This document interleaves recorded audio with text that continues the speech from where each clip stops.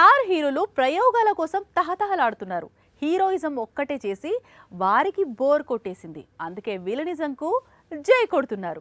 Recent గా నాగార్జున, ఎన్టీఆర్ ప్రతినాయక పాత్రలో చిత్తకొట్టిన సంగతి తెలిసిందే.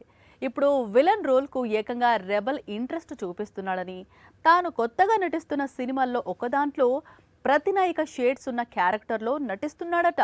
నాగార్జున, తారక్, అంతకు ముందు ఫహద్ ఫాజిల్, సూర్య ఇలా రీసెంట్ టైమ్స్ హీరోలందరూ విలనికి జై కొడుతున్నారు.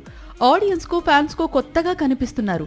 ఇప్పుడు ఈ లిస్ట్ లో రెబల్ స్టార్ కూడా చేరిపోయాడు అంటూ టాలీవుడ్ వర్గాలు చెప్పుకొస్తున్నాయి. రాజాసాబ్ అనేది horror movie, fauji love story, spirit ఇది Sandeep Reddy Vanga style complete action film. ఇక సలార్, కల్కి సీక్వెల్ సంగతి తెలిసిందే.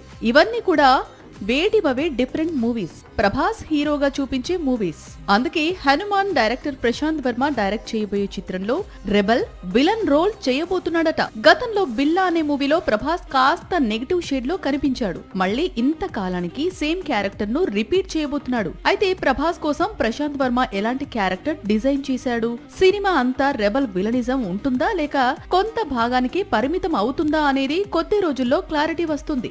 సాక్షి టీవీ ప్రసారాలను నిలిపివేయటం చట్టరీత్యా నేరం. సాక్షి టీవీ ప్రసారాల కోసం మీ స్థానిక కేబుల్ ఆపరేటర్ను వెంటనే సంప్రదించండి. DTH లో, ఇంటర్నెట్ లో కూడా సాక్షి టీవీ ప్రసారాలను వీక్షించవచ్చు.